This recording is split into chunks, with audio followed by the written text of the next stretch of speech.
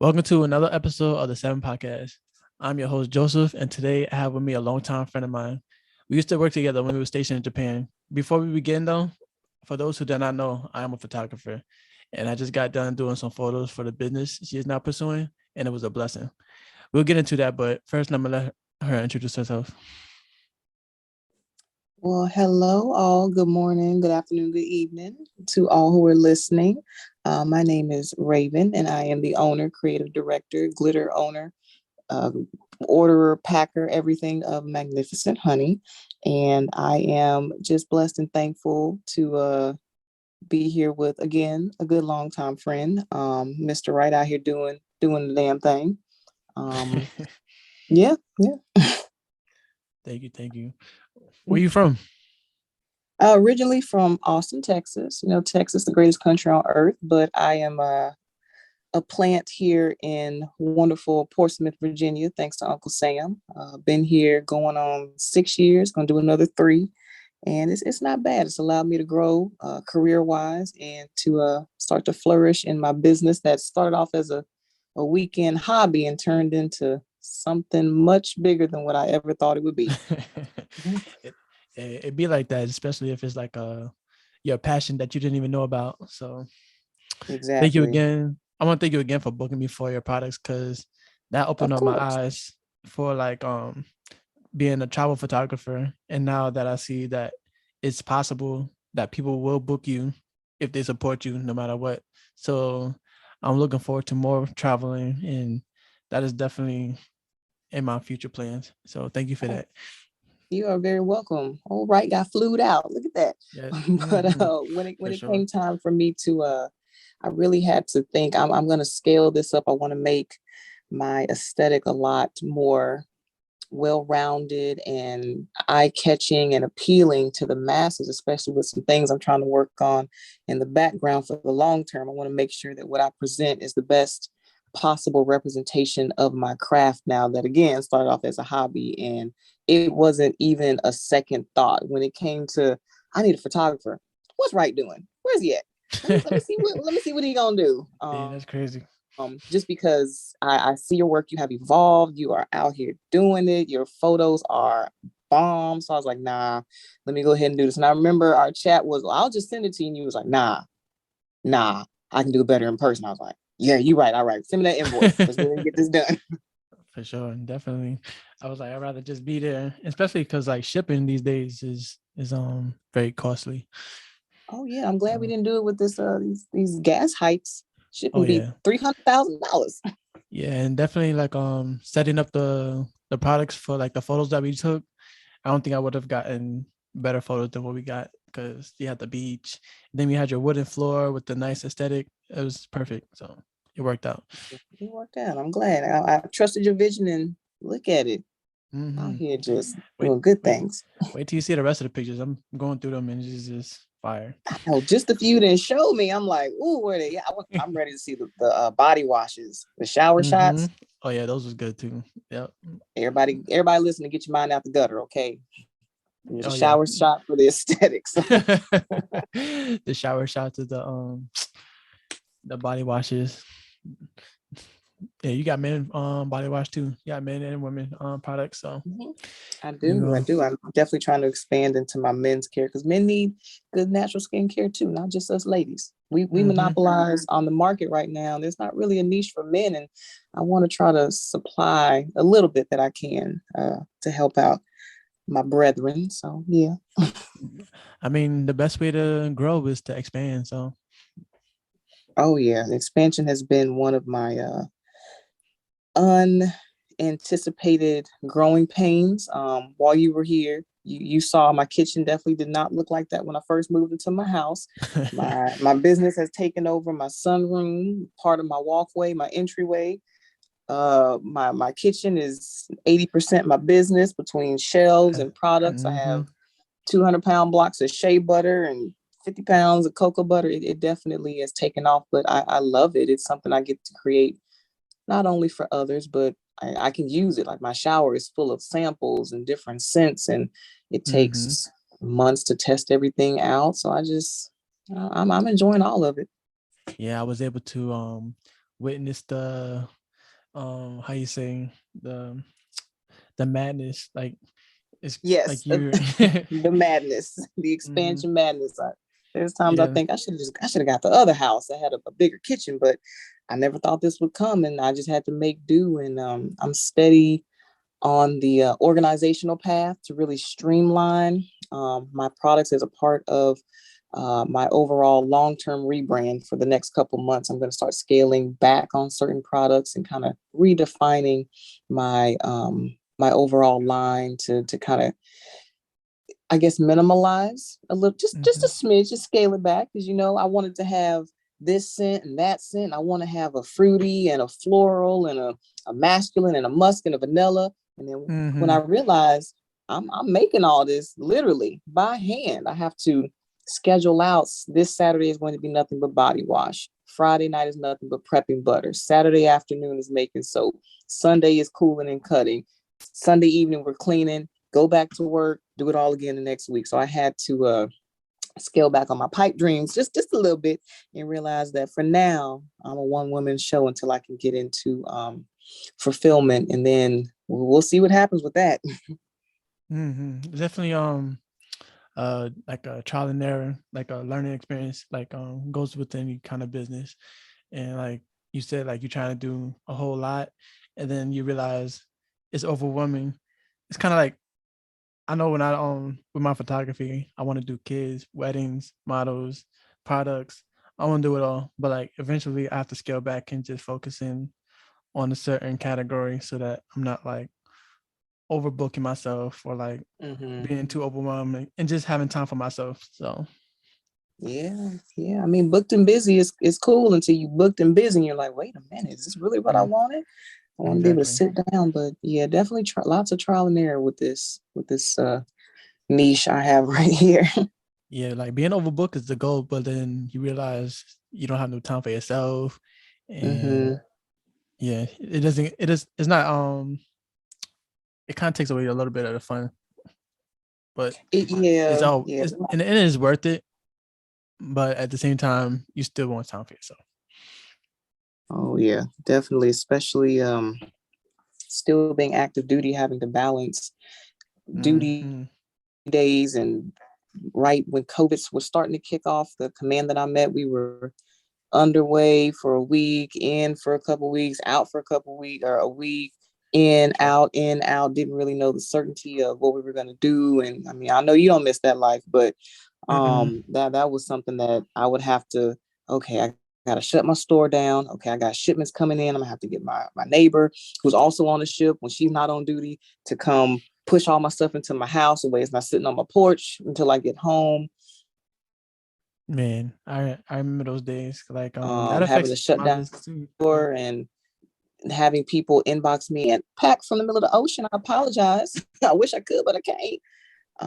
Just that. And when I started calculating out based off of my net sales and my average, come on, words, my average revenue that was coming in, I was losing having that store closed for those underways. I'm like, Uncle Sam, now you cutting into my bottom line right now, sir. I understand I got this contract, however, comma. And so having to balance that out and having to work what I would feel was like twice as hard when I did get back in the port. I mean, you come in, you did an underway, you want to drop your bags at the door and hit the couch. I'm dropping my bags at the door and coming up here and pulling out butter and live water and fragrances, and I'm right back to it. Um, Yeah. but when I started doing that, I realized I really must love this, because most people go home, go straight to sleep. Me, I'm Mm-hmm. like bag dropped, TV on, let me get a snack. Where's my recipe book at? And I'm getting right back to it. Shoot, in a way, do you feel like it's therapeutic, like the process of like creating everything? So that's why you're so addicted to it. I do. And it took me a while to realize that that's what it was. And initially it was something new to do, something to fill kind of my downtime with. Okay, I don't want to just be the person that just sits on the couch and watches TV. Let me do something.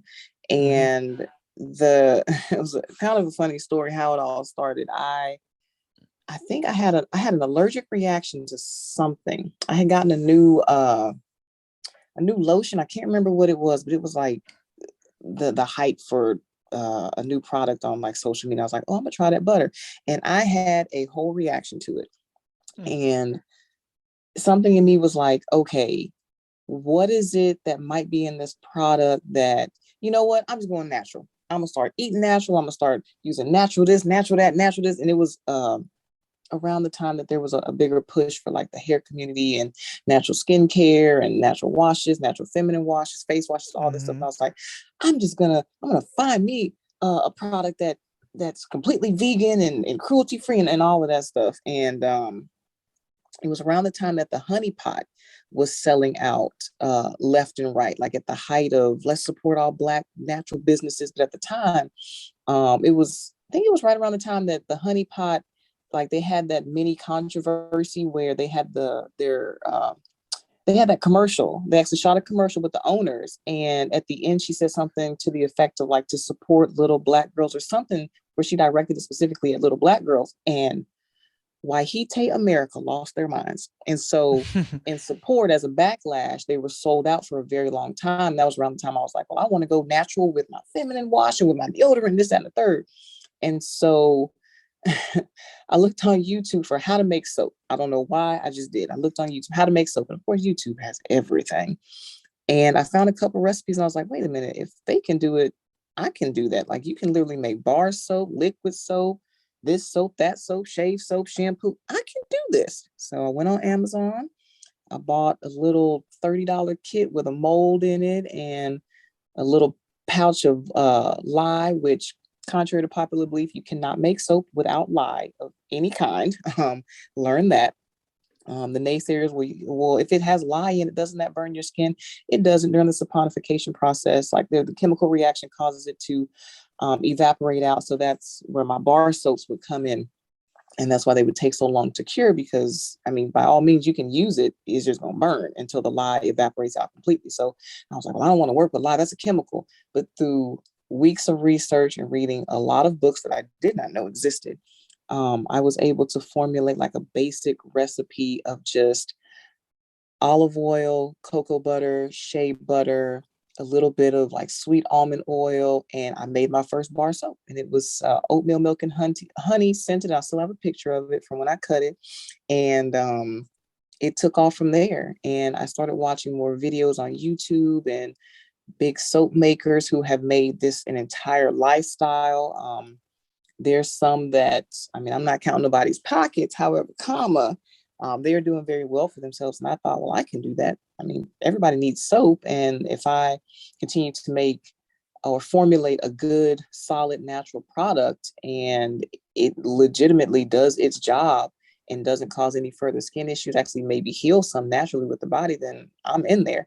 And it just blossomed from there. Then I went from bar soap to body butter and just expanded out of that. But it definitely has been a very, very therapeutic means of keeping me calm after a long day where I didn't have to roll my neck and pop off at the mouth to keep some people in line. You know, sometimes you got to talk to people like they're crazy out here in these military streets. And just to recenter myself, I would come in and just, I want to make something.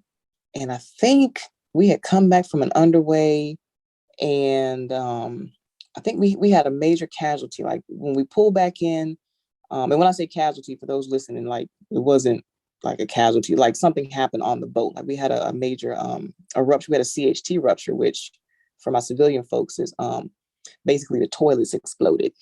And like having to stay after we had been out to sea and having to stay on board to handle that. And then we got off work late. It was already dark. I think I had duty the next day. I just came home. I was like, I'm sick of this Navy. I'm just mad. And I looked up a recipe, had come across my YouTube feed for liquid body wash. And I was like, how have I never divulged into this? And all that next duty day, I was looking up recipes online, came home the next day, looked in the cabinet for what ingredients I had, and bam, I started making liquid soap, which is kind of a weird thing. CHT is the reason why I have liquid body wash, but hey, stranger things have come out of stranger beginnings. So yeah. That's crazy motivation. Ain't it the military will do that to you? But yeah, I find it to be very soothing. I have, oh man, 50 plus different fragrances, some of which and I think that's another thing, is the experimentation that you can explore with this. I can create swirls and dips and drops in different colors. I have a bucket of probably 60 to 70 different color pigments, neons, mattes, bright colors, flat colors, anything that I could want to mix with my color wheel and make a whole new color. With my cold process soaps, there's various ways of making soap, either cold process or melt and pour. And the best way I can distinguish the two is biscuits.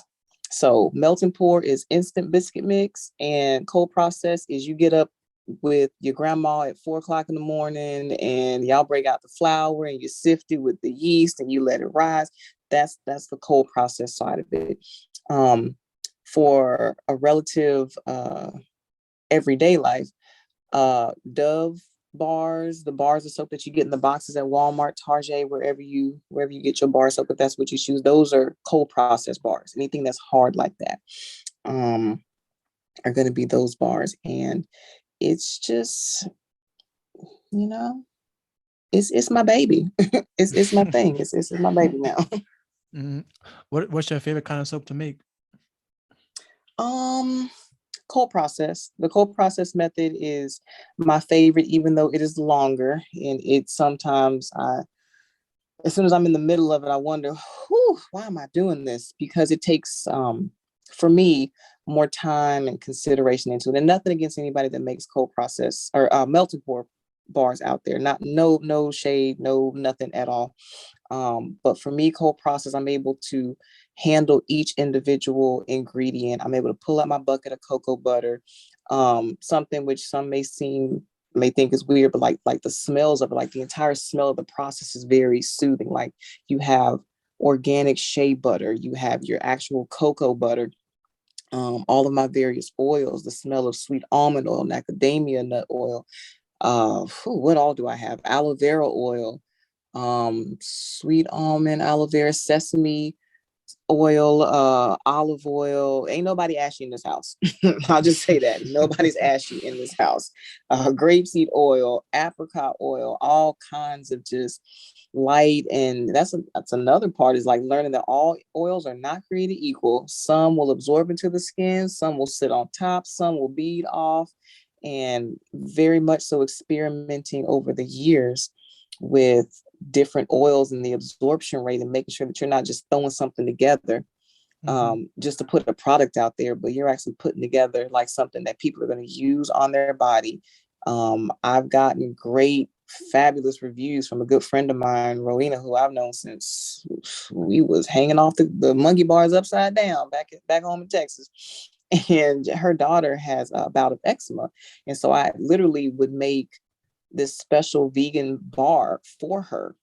And it was only comprised of sunflower oil infused with calendula leaves, which I would steep for 6 to 8 weeks in the sunflower oil, just to be able to mix it in and have all of the good healing and anti-inflammatory properties of calendula. And look at me with the anti-inflammatory, using all the big words. Look at me.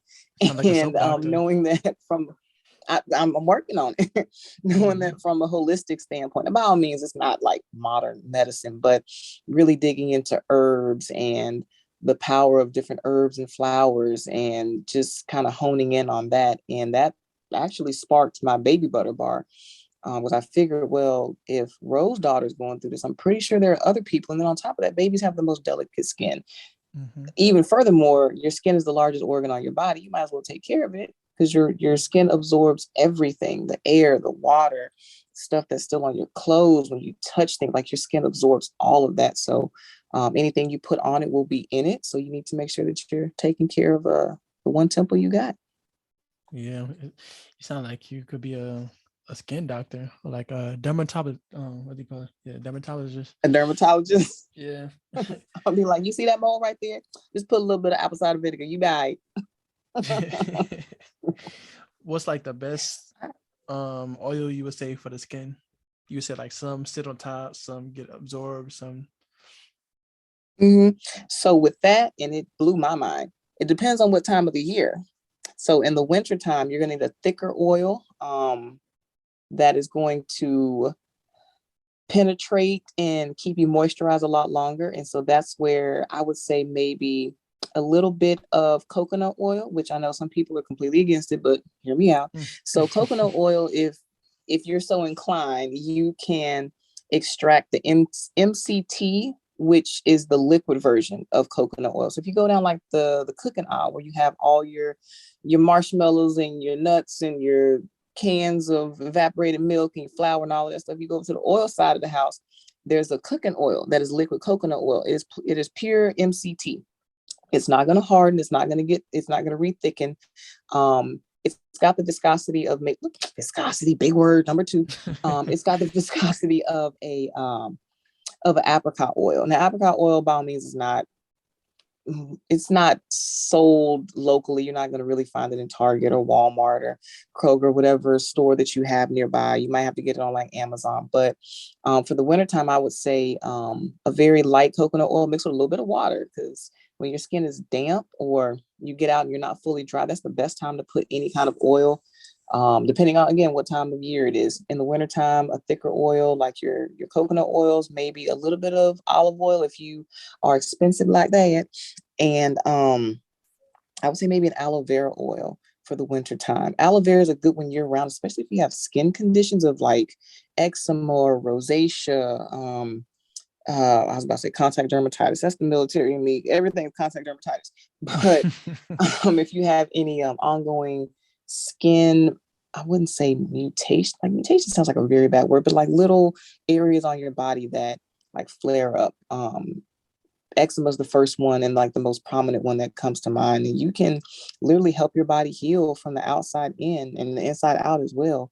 And then during the summertime, I like to switch to a lighter oil such as apricot, definitely keeping aloe vera in the mix. And what's that other favorite one I like? A little bit of macadamia nut, just a smidge, and non-roasted walnut oil. Made the very, very costly mistake of mixing up walnut oil with roasted walnut, and everything smelled like wood. I was so mad.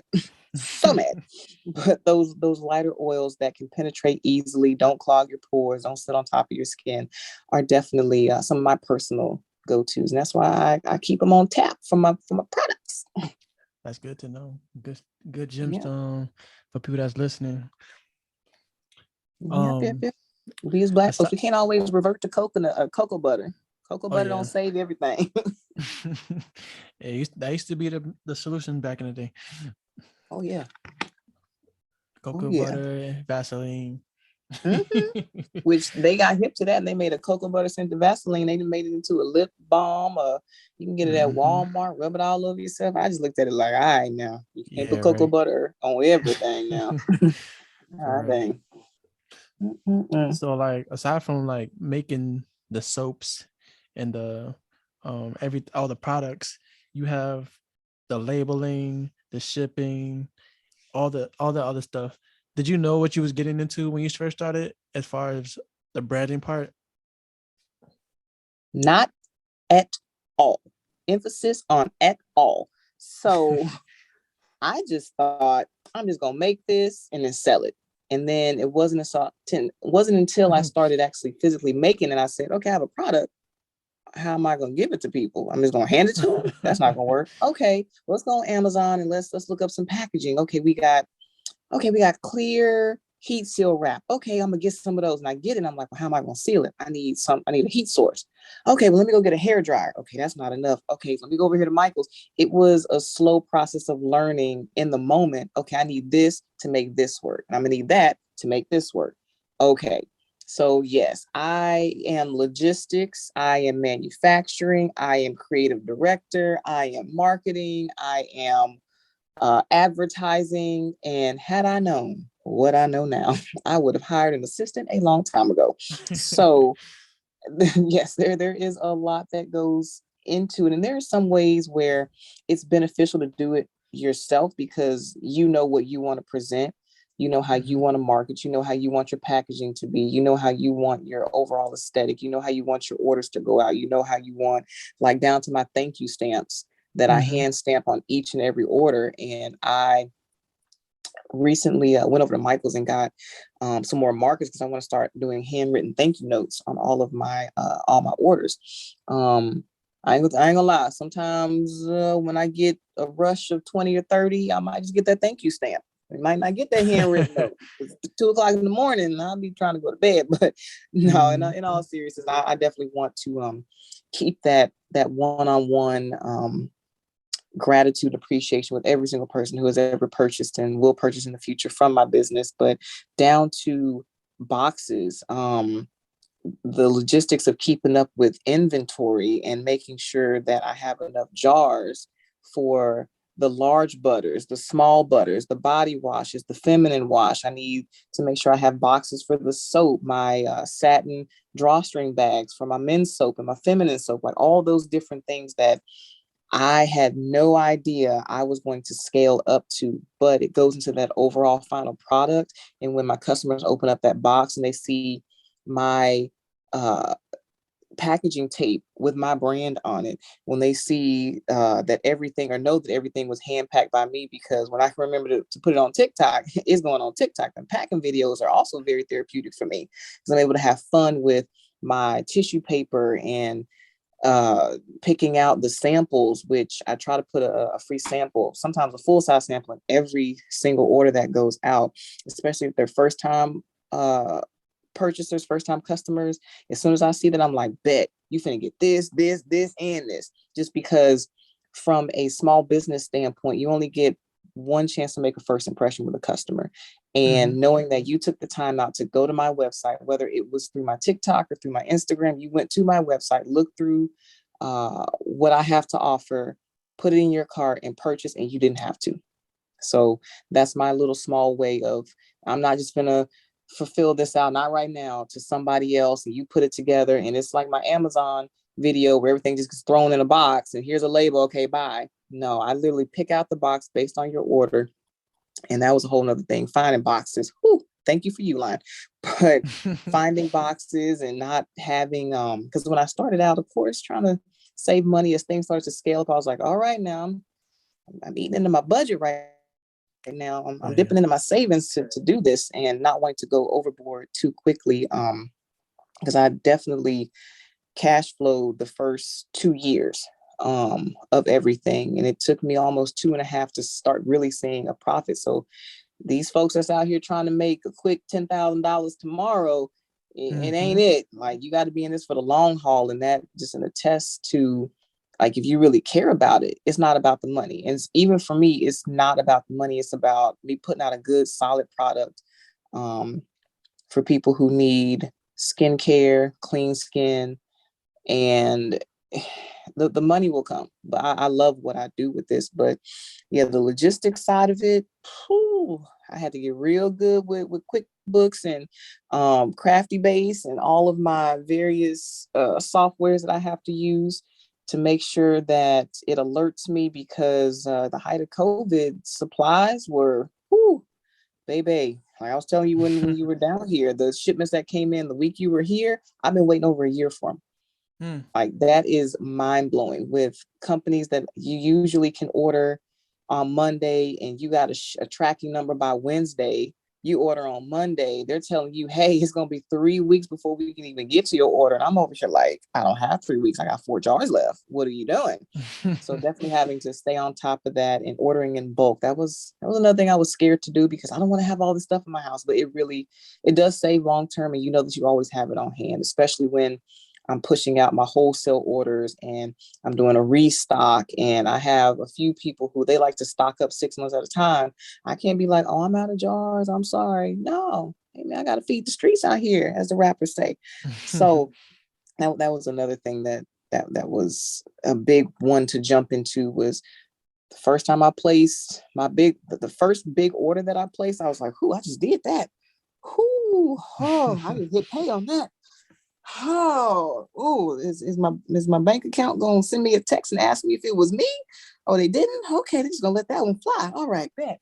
But that was my first leap of faith. And there's been so many various leaps of faith that I've taken on just different products and failed at a couple of them, a couple dozen of them. Some products you put out there and it just doesn't take. All right, learn my lesson on that one. And then you have some that I can't keep in stock. And I'm like, how did that take off? But that, whatever, that's what y'all want, I'm on it. So yeah, the logistics side of it and creating the labels and the content creation and marketing and trying to stay up and be relevant in my little pocket of the world is it's a journey. It's a whole journey. Yeah.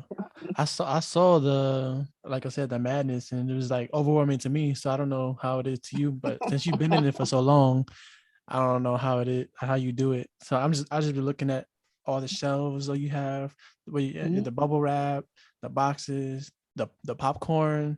You have like the packaging. Yeah, the packaging that The holds packaging 3 peanuts. candles. Yeah, Yep. you got the packages Yep. that hold like 3. Yeah, you have 3 of those, and like Yeah. it's different kind of packaging. You just have it all, and I'm like, damn, this looks like it costs a lot of money. So like, I don't know how You you do know, it.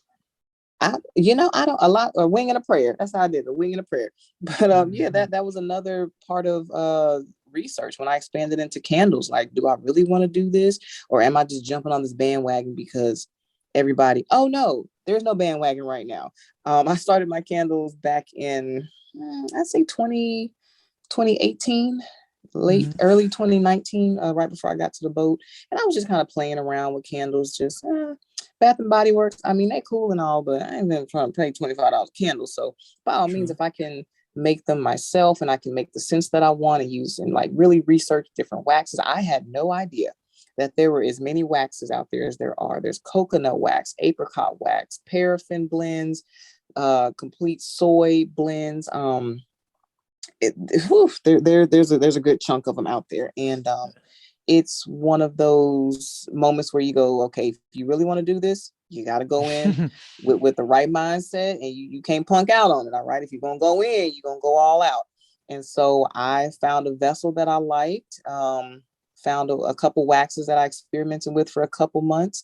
Found some wicks. It's not just taking a wick and some wax and throwing it in a jar and bam, you got a candle. Mhm.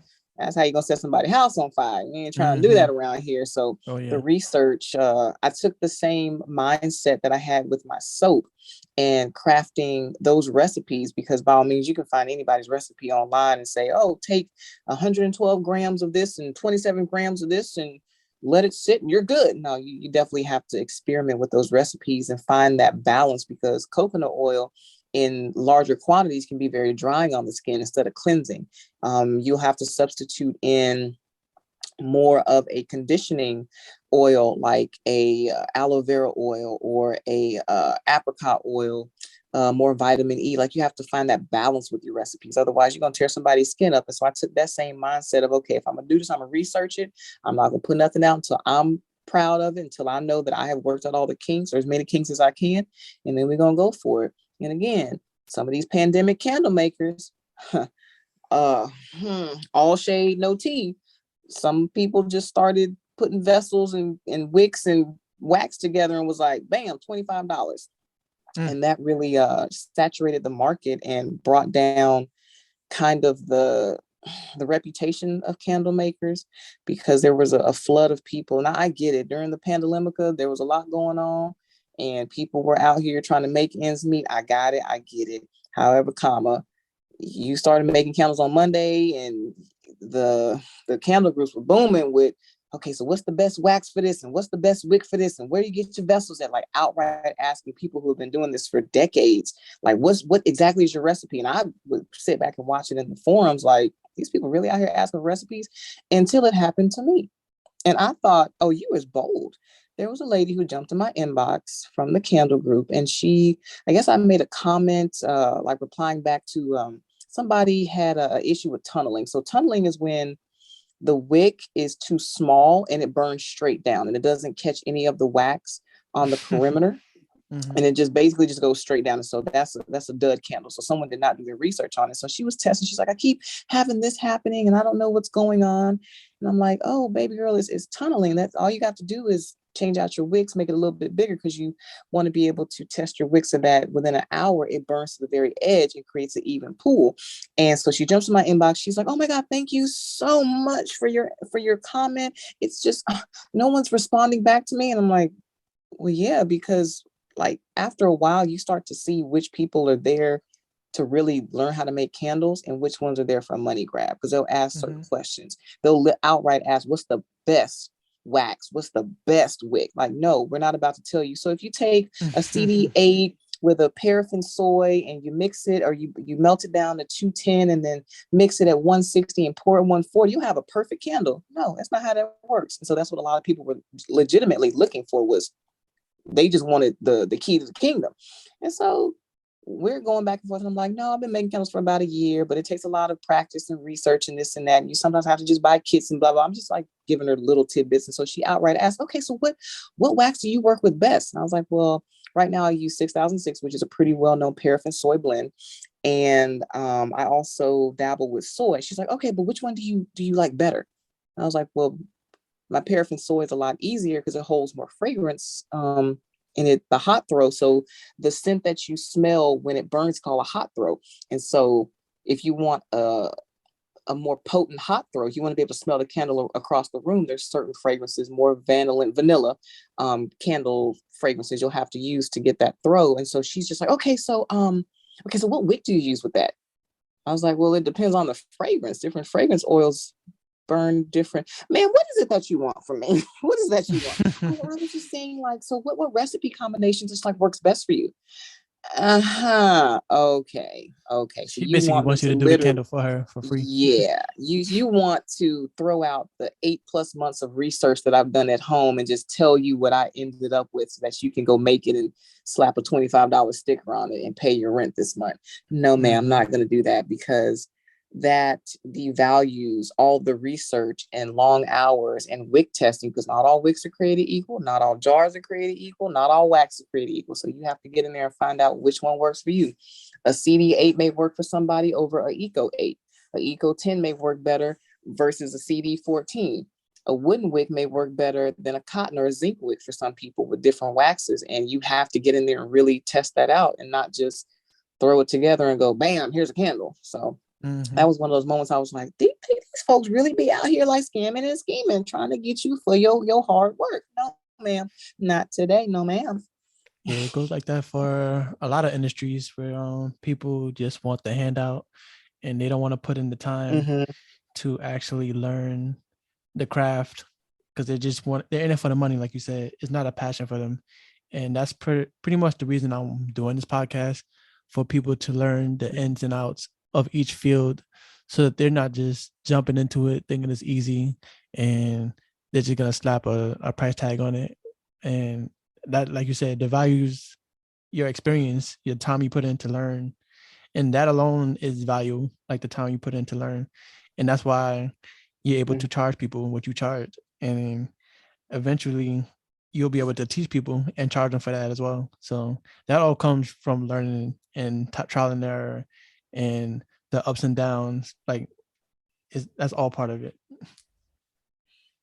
Exactly. Like if a young budding photographer reaches out to you, it's like, what's a good lens to start? What's a good camera? You'll give them the basics, but they're like, okay, so if I want to shoot this, how exactly do I get it? You're like, well, I've had to learn between weather, and you want to get into shooting children for photography, like learning what's the best time of day to shoot with kids. Do I have to work around their schedule? Do I need to bring certain things to appease them? How does the kid even want to shoot today? Because kids are temperamental. They wake up feeling like they want to tear everything up and then be angels 5 minutes later. Oh yeah. So yeah, it definitely devalues all of your experience, your ups and downs, your trials and tribulations, your errors, your highs, your lows, and you just want me to just hand over everything that I've done. No, that's okay. You have to get this just like I did. Yeah, because like in a way it's like disrespectful for them to even ask you. Oh like yeah. For every single thing. Like, I was also going to ask you, because like when people ask you for free stuff, and like I know how much stuff you put into your work and all the packaging and everything, all the money it takes, and all, like you said, the experience. So when people ask you for something for free, how does that make you feel? You want the politically correct version, or you Straight by up. all means, to be honest, it irks my last got daggum nerve. It really, really does. It also depends on who's asking. Now, if it's a customer asking, I kind of read the conversation like, okay, what's going on here? Because I have had some outright ask. Like there was one lady who the experiences that you have in business, my first disgruntled customer. She felt that because she had patroned my business so much that she was entitled to tell me what products I needed to add to my line because that's what she wanted. And I had to think like, oh, I got to be diplomatic about this because what I don't want is a disgruntled person going back to their Instagram or their social media platform. And instead of uplifting the business that they've supported, which of course I'm thankful for every single customer, every single order, but now it's, you know how it is in business. You can have everything go right and it'll take that one bad customer, that one bad Mm-hmm. review, that one time to blast, and all of a sudden that's all everybody sees. They completely ignore all the good that you've done. Mm-hmm. So I handled it as best I could and just kind of, okay, here, go away. And it came down to she wanted one particular product. And I had a restock right after one of my times I got back from underway, and it sold out before she could get to it. And so she jumps in my inbox, which is another thing I had to get used to because you're a small business and you run your own social media. People feel entitled to jump in your inbox and just talk to you. Sometimes any kind of way. Some people done got blockiana by me, but you know, it is what it is. Sometimes I have to remember that at the end of the day, I'm doing this for me. And if I feel like someone is coming in and interrupting that positive energy that I have built around this, I don't need it. I don't need, and not all money is good money. And there have been Mm-hmm. times I have turned customers away, or I've even flat out refunded someone before because um, I'm really big on my quick shipping.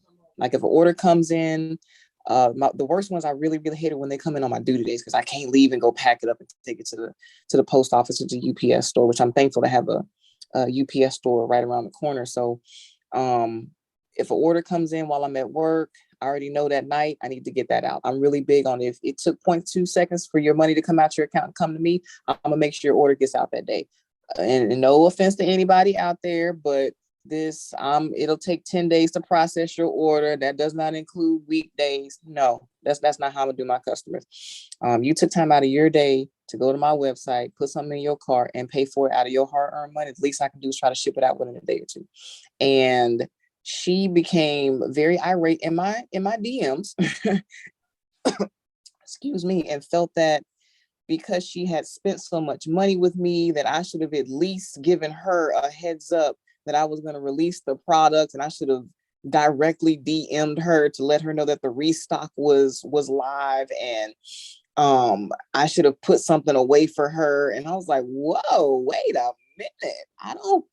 I don't do that. I don't play favorites with my customers. You got to get in there just like everybody else. And when I have more, just like it has happened before, I'll restock. Like this is not, I'm not going out of business. It's just I'm making all this myself. And if I can only make X amount of products at a time before I pass out in my kitchen before work, then that's what I have to remember, that my safety and well-being comes first. I'm not about to be up till 2 o'clock in the morning making stuff and waiting for it to settle and adding the color and the fragrances and mixing it right and then putting it in the jars and printing off more labels. And I still got to go to work the next morning. So that was one customer that I had to had to go to war with just a little bit. And I stood my ground because she ended up doing a chargeback. She ended up ordering some products and outright in her order at the bottom demanded free products.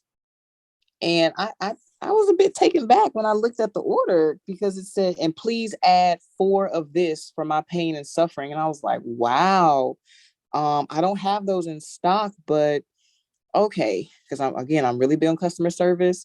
So I DM'd Mm-hmm. her back and I said, well, I just got your order. I saw your note.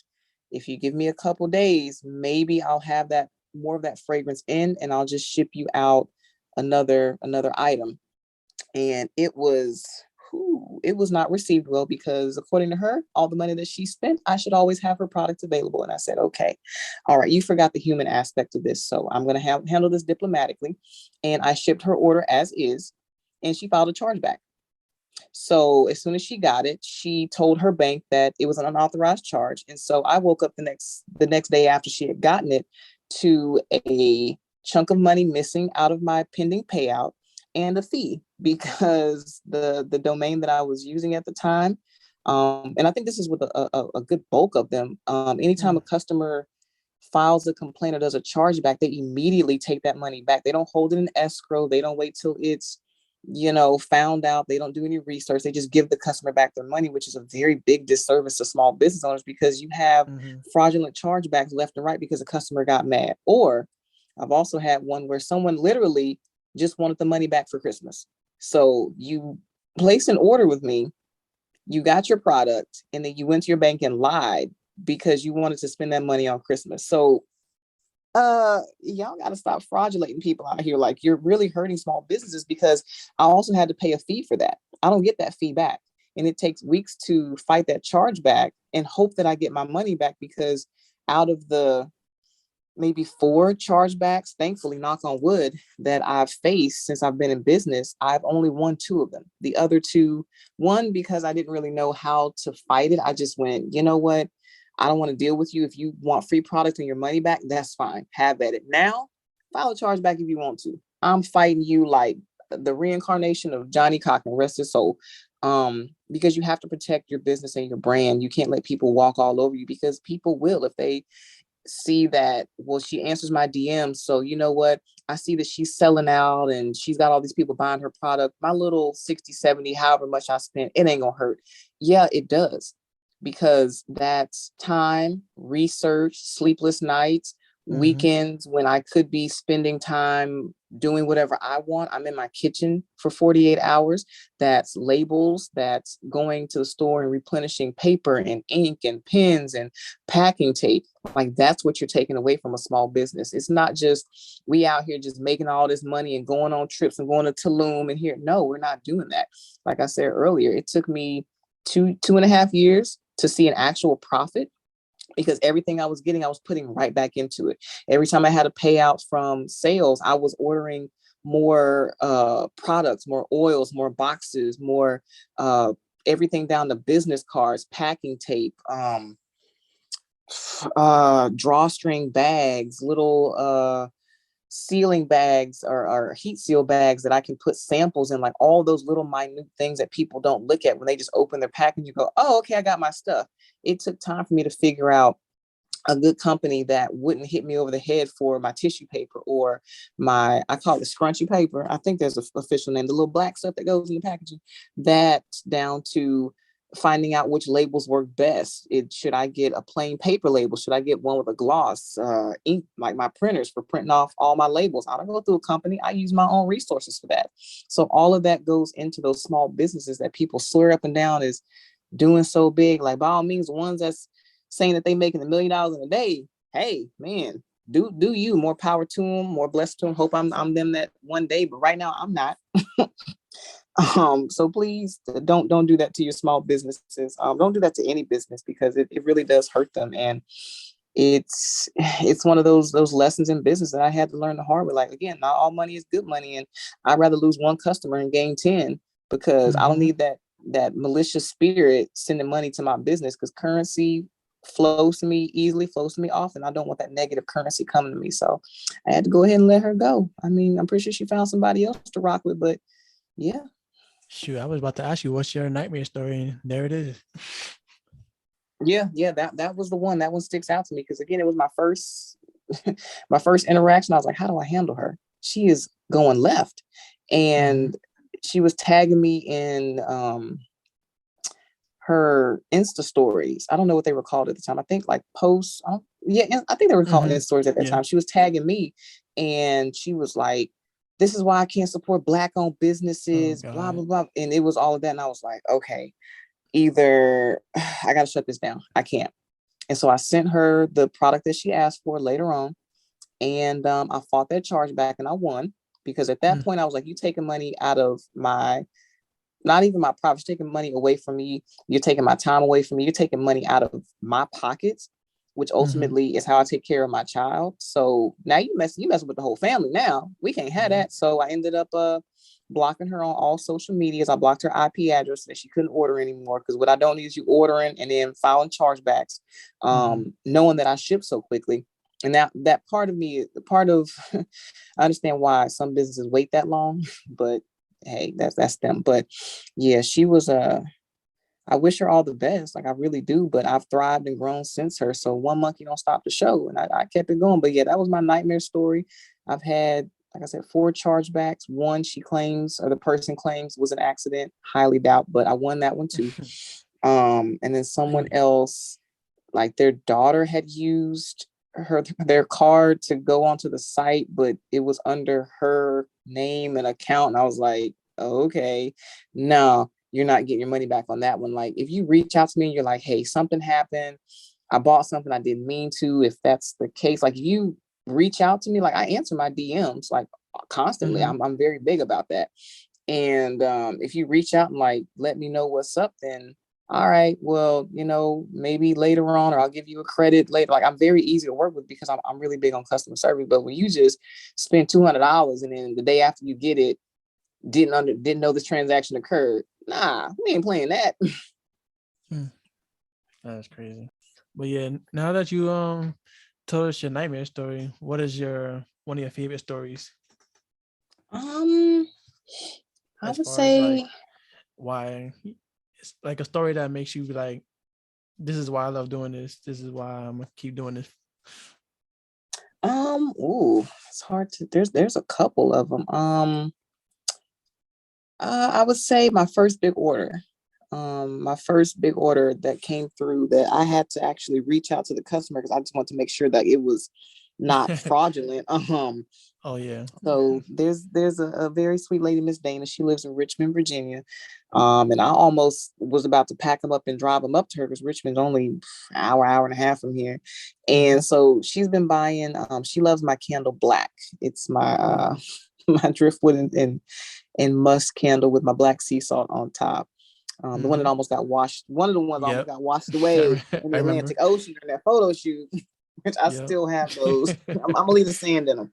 But yeah, she's been ordering a couple out. I mean, I don't have a lot of customers. I have a good chunk of recurring ones that I can recognize their name when they come through. And Miss Dana, oh my goodness, Miss Dana, she's been ordering black. Like she'll order 2 or 3 at a time, and then another 2 weeks will go by and she'll order another 2 or 3. And I'm like, she burning through these candles. Either that or she gifting them. Mm-hmm. I don't know, but Literally okay. burning through them.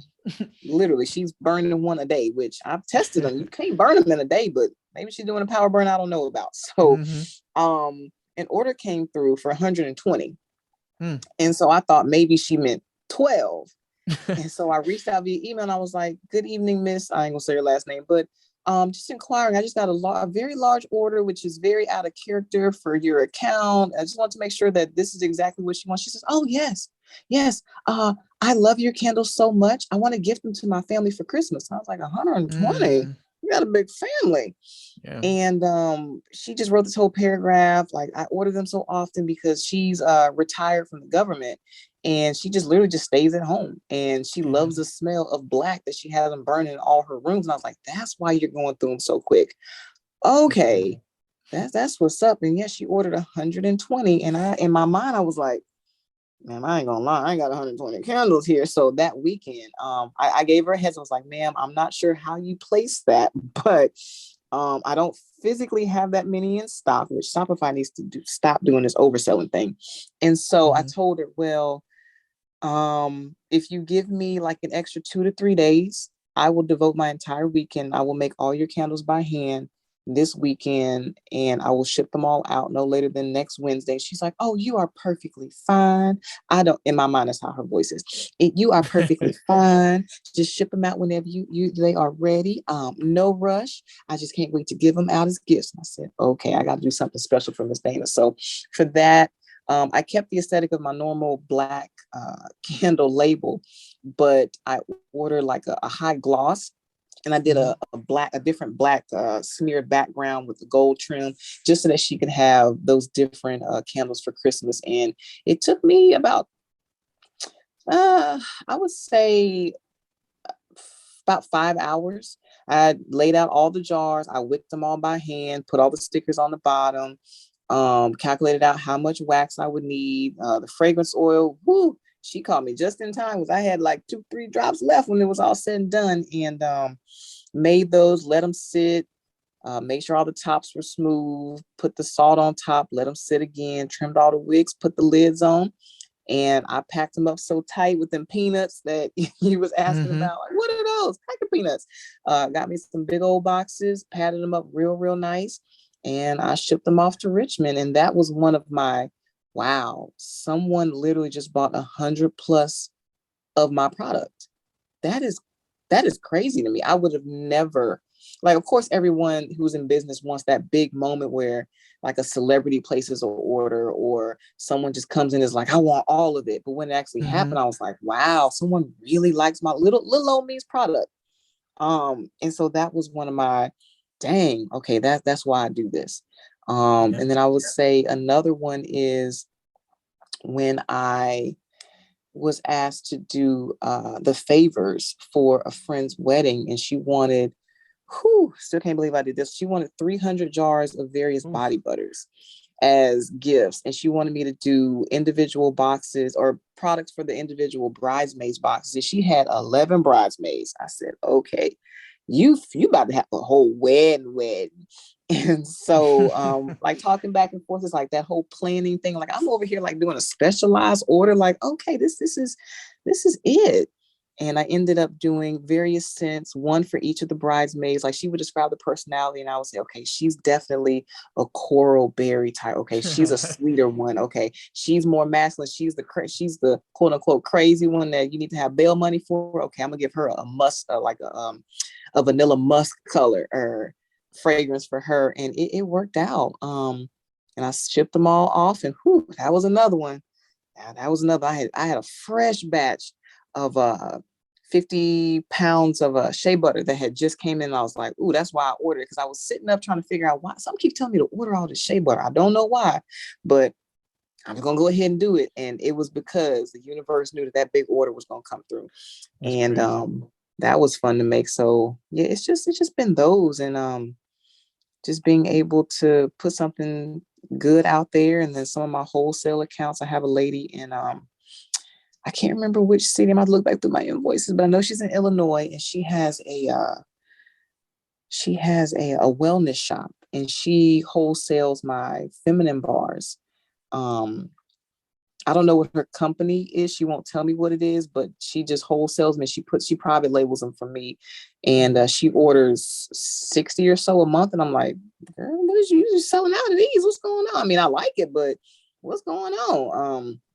But just knowing that there are people who want mass quantities of my product, and they want to put their own label on it, which I don't have a problem with. And I gave her a little bit of the backstory, some of the ingredients, that way she can speak to them and not just, oh, it's feminine soap, it get rid of BV. Like she can actually speak to the herbs and the oils that go into it, and there's no synthetic fragrances and no synthetic coloring and all that good stuff. So yeah. Yeah, that's exactly how I felt when you booked me to fly out to you Oh. to take pictures. I'm like, wow, someone really likes my work that much to fly me Mm-hmm. out to take pictures. That's exactly how I felt. And it goes to show Yeah. you, like that this is what like you're meant to do. Like this is like your gift. The fact that you can tell someone's personality off of a scent, like not everybody could do that. So like that's how Mm-hmm. you know this is like something that you're destined to do. Oh yeah, I've smelled so many. Whoo, baby, when I tell you the buckets of fragrances that I have smelled just to get a feel of, okay, what's out there, because vanillas are not all created equal, musks are not all created equal. So just being able to tell, like, okay, you're definitely a tonka bean type of person. Oh, you butt naked would be good for you, because that's what the actual name of it is. Mm-hmm. Or orchid is your thing. So yeah. That's an idea right there, because like the fact that you can tell a scent off of a personality, you can do like zodiac candles. based off personalities, and then Ooh, that would be, I think that would be pretty good. ooh, you jumping ahead. That's coming. Mm-hmm. Yeah. Trying to release the first one for cancer season. Because us cancers, we one of a kind. I'm trying to go ahead and start that with my birth month. Yeah, I was making those in the background while you were here, still playing with the coloring on them and whatnot. So yeah. That'd be dope. Let me know when you drop the Aries. Y'all crazy bunch, but yeah, I got you. I got you. Aries season's coming up, so I hear it's all over Instagram right now. Oh, I Watch bet. out. Mm-hmm. Ow. So, like, do you have any tips that you would give someone that's like a beginner slash advanced, like someone that's been doing it for years? What tip, like one tip you would give them? Love what you do. When you love it, you will put your all into it. And wear goggles when you're mixing your lye. Don't be brave, okay? You'll burn all your nose hairs and mess up your lungs, okay? That lye is no joke. But definitely research and love what you do. When you love it, you put more into it. You care about it more. You research it a lot more.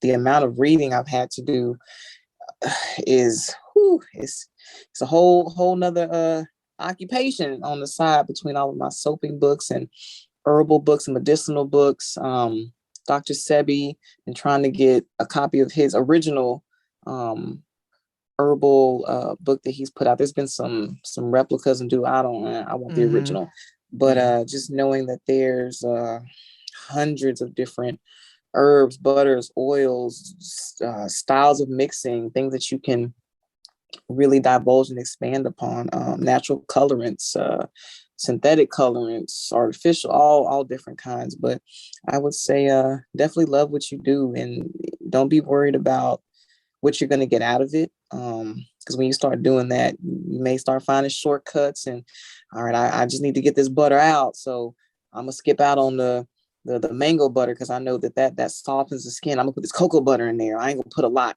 just because I need to get this product out, and then it taints your overall brand. All it takes is that one time for you to cut corners and then get into the wrong hands, and this recipe is off, it's stink, it's this, it's that, and you done tainted your own brand trying to cut corners. So definitely don't do that because mango butter is very fickle. That's another one that is it's a good one for the skin. It's very, very absorbent. And that's kind of a late summer, fall type of butter that I would say absorbs a lot better. Definitely not in the winter. It'll thicken up like cold peanut butter. But yeah, just definitely experiment and have fun. Have fun with the experimentation. I actually have, I believe next weekend is my long weekend off. I have I'm not gonna call her a young lady. She's a mom of two young girls, and they want to get into soaping. And my C mama, who retired down in Georgia, she passed my information along to her because she knows that I'm big into soaping. She makes candles down there, and I'm the soaper up here. And so she passed me her information. Was like her daughter really wants to get into soaping, and I immediately thought, I was like, dang, okay, that's what's up. Thank you. And so we've actually set up a soap date for, I believe it's next weekend, where her daughters are going to come over. And of course, I have all of this they can experiment with. I got the melt and pour. We can do a batch of cold process that they can see from start to finish. If this is something that they really want to do and like inspiring those young minds, like you never know where that could take them. I was talking to the mom, like coordinating all this, and I was like, hey, you ever heard the story of I forget what their company is, but they were two sisters and they started making bath bombs before bath bombs were really a thing. And they blew up and they're sold in Target and all kinds of different stores. And they were millionaires before they were 16, just off of a hobby that they really liked. And their parents marketed it right and it took off. And so if this is something that they really want to do, not only is it something that they can actually use on a daily basis, it's something that they can market, maybe, you never know, pay for school, have that college fund set aside, just a hobby that turned into something else. So yeah, I'm all about fostering young entrepreneurs. I've definitely helped a handful of people in the area. I've given away so much free product just to get other people started. Because again, that goes back to that. I love what I do. And if I can help somebody else get a foot in the door and, okay, don't mix this butter and that oil and this fragrance oil rises, this one accelerates, then hey, I got Yeah. you.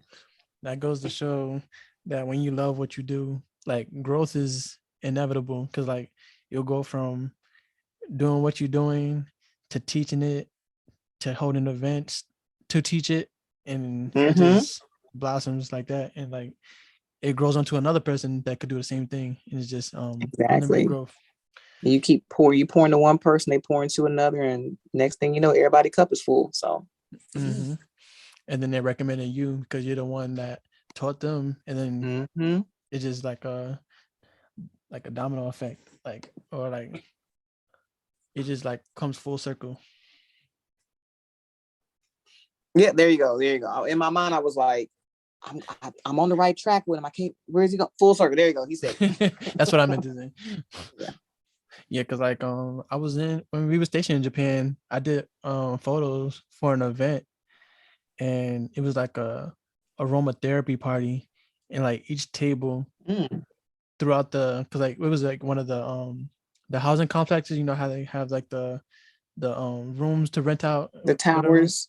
Yeah, the towers, they had like the rooms Oh in yeah, the first floor yeah. to rent out, and like the whole Mm-hmm. room, the whole first floor was like rented out, and she had tables across the whole thing, and each table was something like either the oils, body scrubs, and each table had like instructions on how to do it, and so people would come and make their own, and obviously they Mm. paid to be in the event, so that was pretty dope.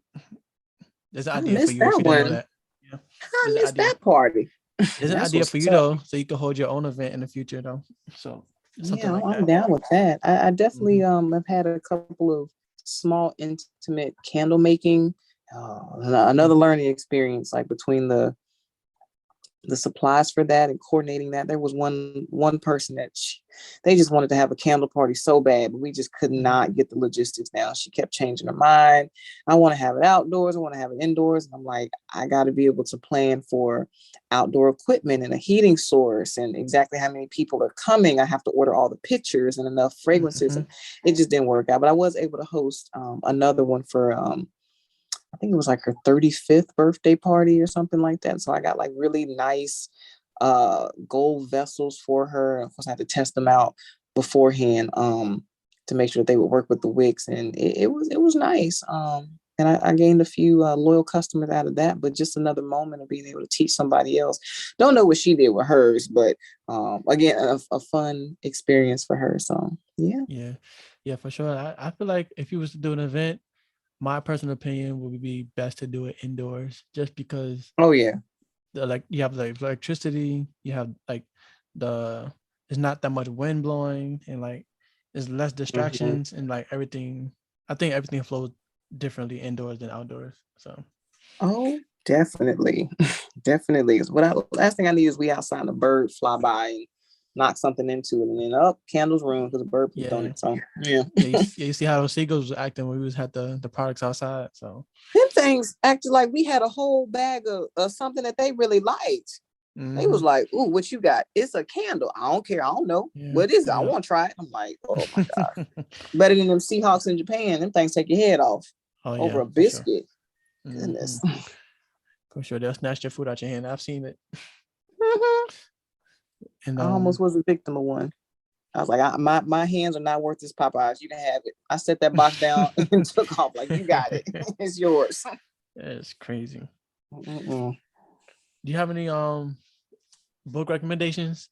Like anything, like any books that helped you either business wise or just in life in general? Um, Book recommendations. I read a lot of. I'm working on right now for resiliency. Hillary Clinton's How It Happened. Her Mm-hmm. recount on the election. Like a lot of things a lot of people did not know going on behind the scenes, just going off of what was going on the news. And of course, that's the major source for people. You need to give people things in little spurts, and you got 10 seconds to catch their attention. But like, I learned a lot about like her as a person and the misconceptions behind her, and from her take what really happened, because of course it's your side, their side of the truth. So her interpretation of what happened during the election, just that resiliency, just okay, no matter how much people are throwing at you and trying to sully your name and talking down, like just keep doing what you're doing, keep running your race. Shout out to Nipsey Hussle.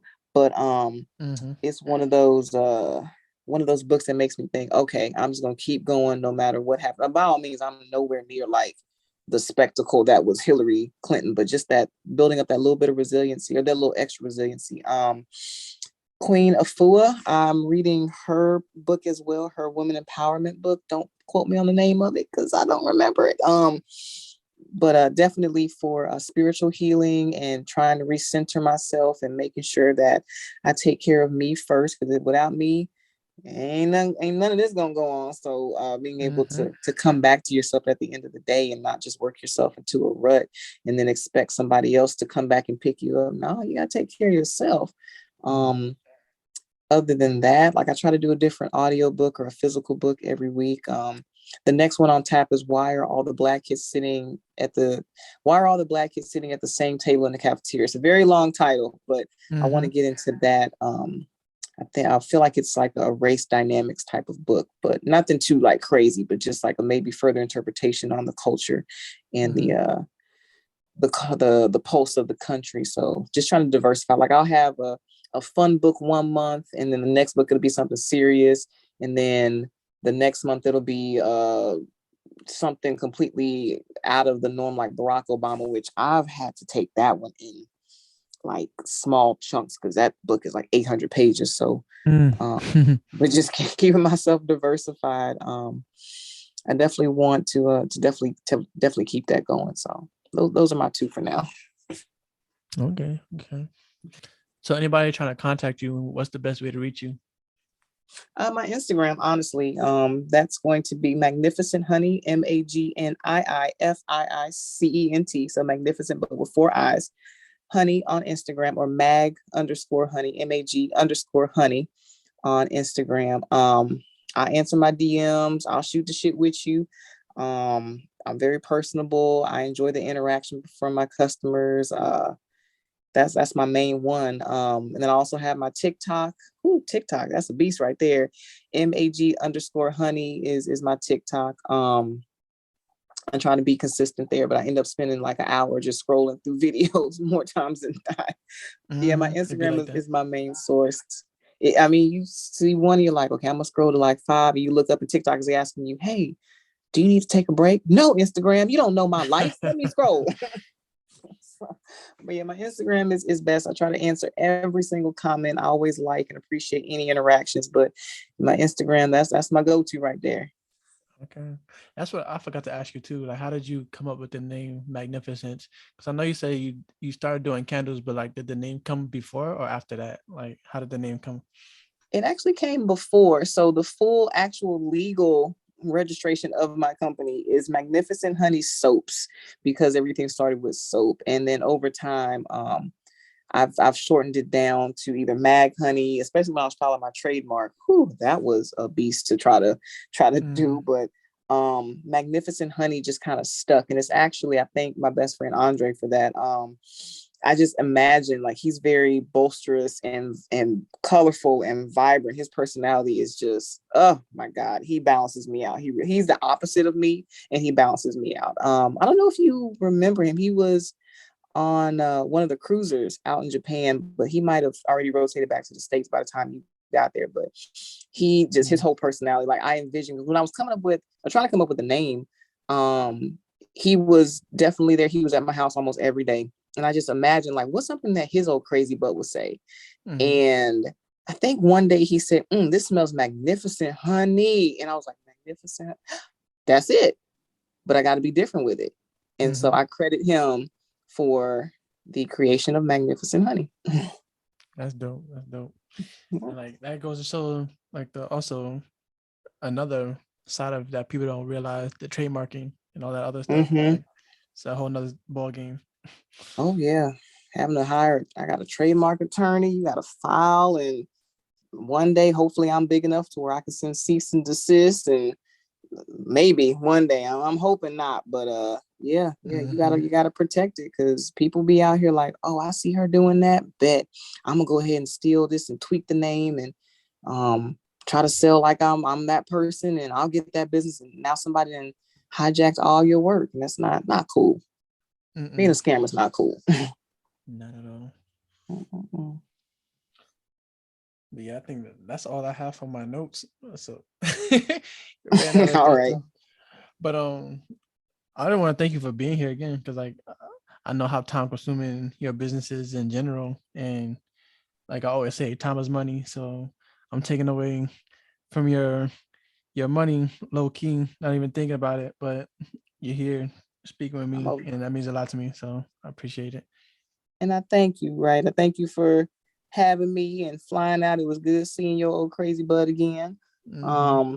It's always a pleasure to link up and work with another like-minded business owner. Got some tips on the trading, so I'm slowly but surely getting into that. I followed a couple of groups that you shout out, so I'm gonna try to get into that. But yeah, thank you for helping me with the photo shoot and putting together some bomb setups that I didn't even know I could do here. We found a corner with light and was like, give me that prop, give me this. Okay, go get that. And I was like, how are you seeing all of this? But that just comes from your experience. That's where it all comes from. Yeah, like it just started just coming to my head with the lighting. That's my favorite kind of aesthetic. So like it was kind of natural just thinking of ideas. So that was pretty good. But yeah. Okay. And you have any last words? Go forth and do great things. You're gonna be good out here in these streets, right? Just keep shooting. First time you get a celebrity, I promise I'm not gonna sell your autograph that I hounded you for when you first got here. So I definitely made him sign his first book for the love of Black women. I had to get that autograph because when he blow up, I won't need him acting funky because he out here shooting celebrities and whatnot. So yeah, but just keep doing what you're doing. We proud of you out here. We're gonna keep supporting you, and you'll be a podcast. I really do hope it takes off because you're doing good things here. Yeah, I hope so too. And if that happens, then we all shine because everybody will be listening. So that's the whole goal. Oh yeah, I appreciate it. So that's all I can say. Thank you for the opportunity, and I support you. You support me, so we good. Yeah, for sure. All right, I got to get back to this. So these invoices I got to go look at right here. This the not so fun side of it when you got to deal with money. You see it in your account, and you know it's got to go. Definitely. But yeah, you take it easy, all right? All right, right. I see you around. All right, take it easy. Bye. That's all for today. If you're still listening, thank you, because that was a pretty lengthy podcast episode. So if you're still listening, I hope you learned something. Drop a like, subscribe, comment. Let me know what you think about the episode. Let me know if you have any questions. I can shoot them over and get those answered for you. But yeah, until next time, peace.